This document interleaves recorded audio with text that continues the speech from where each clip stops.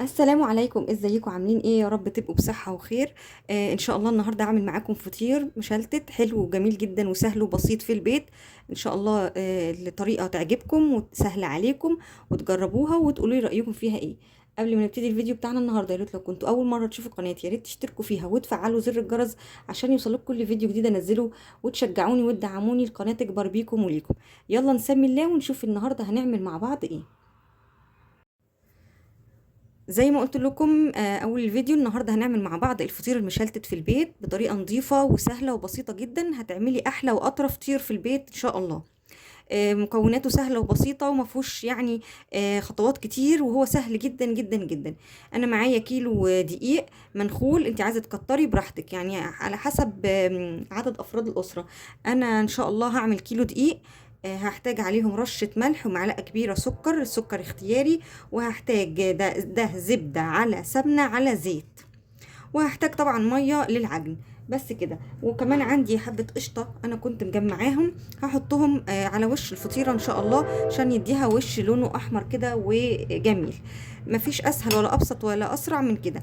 هنعجن مع بعض، واهم حاجة ان احنا نمشي مع بعض واحدة واحدة في الخطوات، هتطلع معاكي فطيرة جميلة جدا جدا جدا. يلا نشوف هنعمل ايه مع بعض. بصوا يا حبايبي، هبتدي احط رشة الملح والسكر، وقلت لك السكر ده اختياري على الدقيق. ونقلبه ونبتدي بقى نحط المية بالتدريج ونعجن. اهم حاجة في الفطير انك تعجني كويس قوي الدقيق والمية، وتعجني كتير، تقعدي تعجني كده فترة حلوة كده، وتسيبيها بعد كده ترتاح برضو شوية. احنا مش حاطين اي لا خميرة ولا بيكنج باودر، بس برضو لازم نديها فرصة انها ترتاح العجينة علشان نعرف نفردها مع بعض. هعجن العجينة وارجع لكم.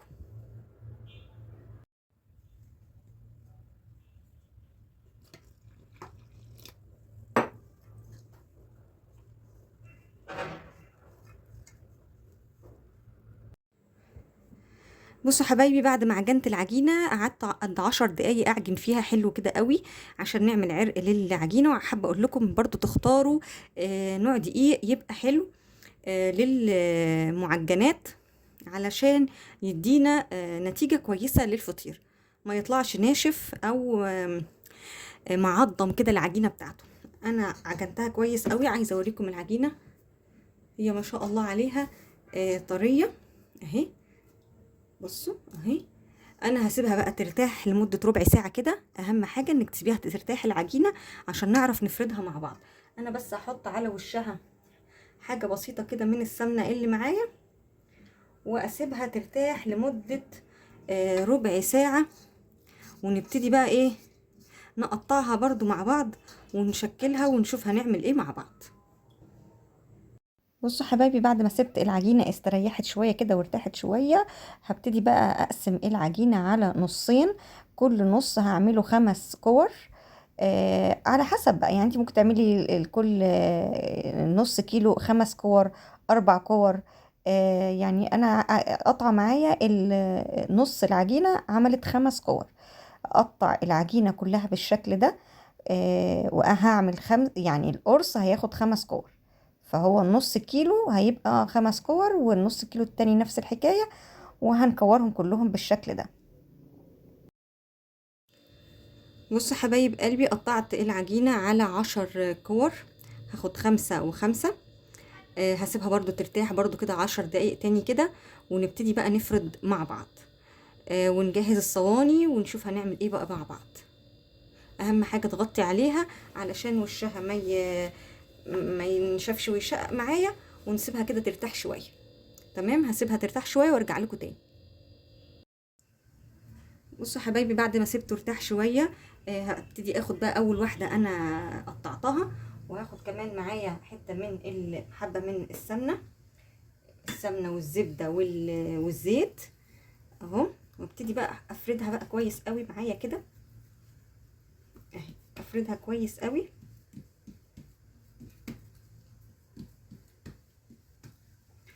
طريقه سهله جدا جدا للفطير، هتطلعه معاكي حلو قوي، وكمان انضف واحلى كمان من بتاع بره كتير قوي اهو.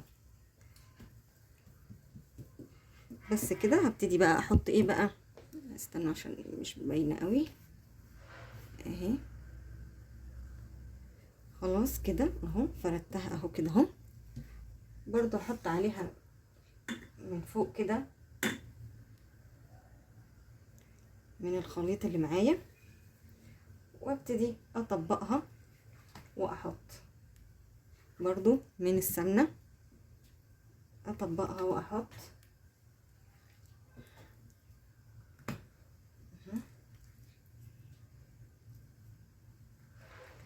بس كده اهو. واخدها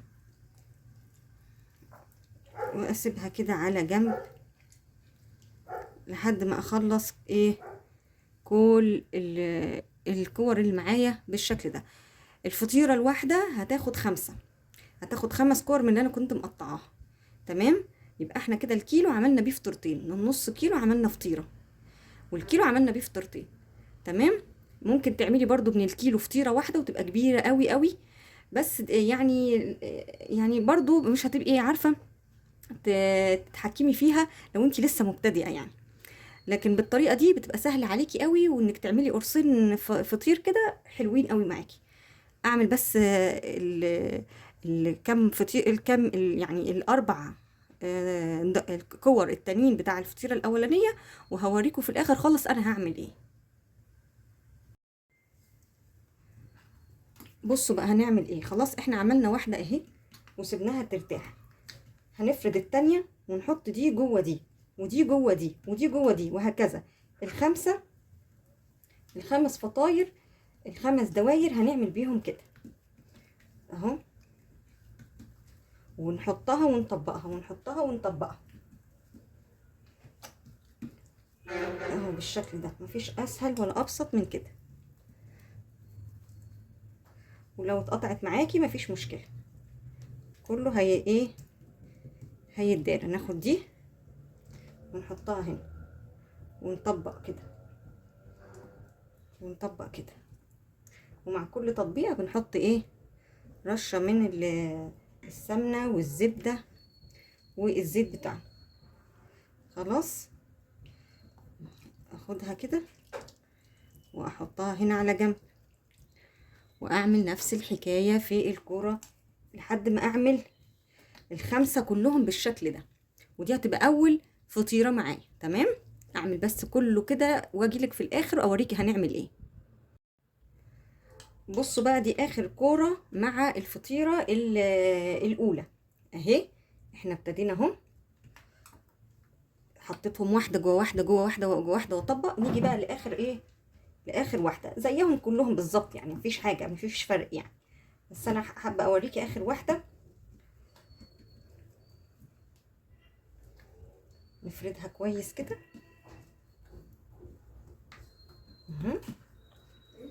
بنفردها كويس، وبعد كده ببتدي برضو احط فيها ايه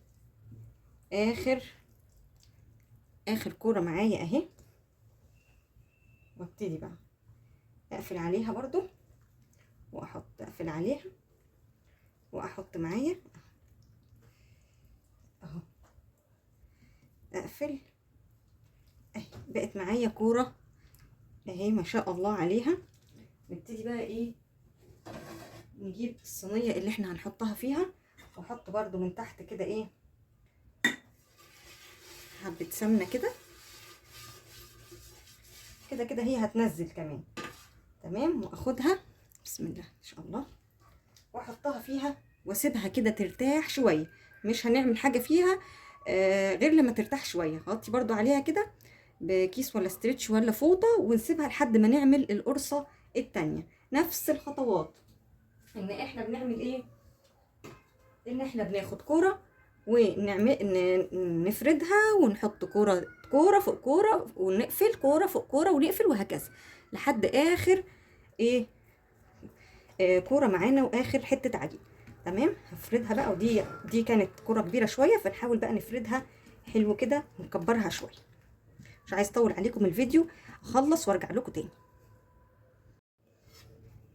اهو حبايبي بعد ما خلصت الفطيرتين اهو ما شاء الله عليهم، وسبتهم يرتاحوا برضو كمان كمان حبه كده. الخطوه التانية بعد كده ان انا هعمل ايه ان انا هبتدي افردها كده حلو كويس قوي في الصينيه. تمام.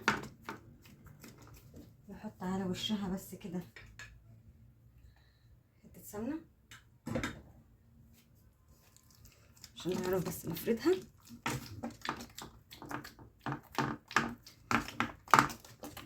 بالشكل ده.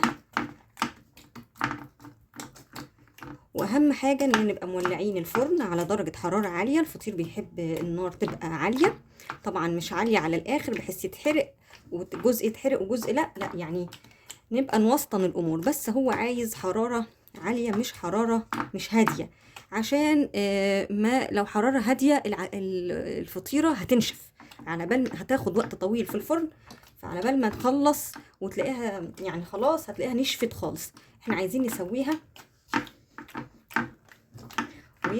وتبقى طريه من جوه بالشكل ده.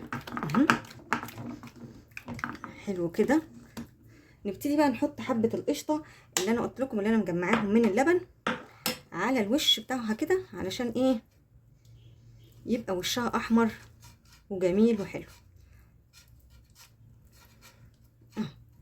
بس كده.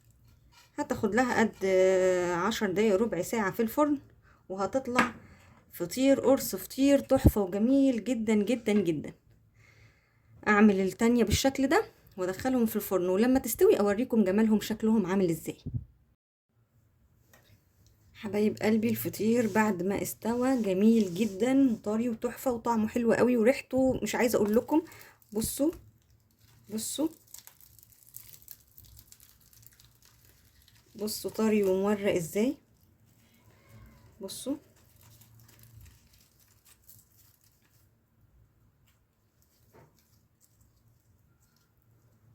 بصوا بصوا طري وجميل جدا وريحته مش عايزه اقول لكم جميل قوي قوي قوي. وصفه سهله وسريعه وبسيطه لاحلى فطير في البيت هتعمليه. لو مشيتي على الخطوات زي ما قلت لك بالظبط هتعملي احلى فطير سهل، ومكونات موجوده في كل بيت وما فيهوش يعني مكونات كتير. هتطلعي احلى قرصين فطير، وتعملي بالمقادير اللي انت عايزاها، تكتري تقللي، ممكن تعملي نص كيلو، ممكن تعملي 2 كيلو براحتك. مفيش اسهل ولا ابسط من كده. مطلع معايا فطير حلو قوي ومورق وطري وجميل، هيعجبك جدا جدا جدا. يا رب يكون الفيديو النهارده عجبكم واستفدتوا منه، ويا ريت لو عجبكم الفيديو يا ريت تضغطوا لايك وتشتركوا في القناه وتسيبوا لي كومنت يشجعني انزل لكم فيديوهات تانية كتير كتير كتير. شكرا لكم وشكرا لمشاهدتكم للفيديو. مع السلامه.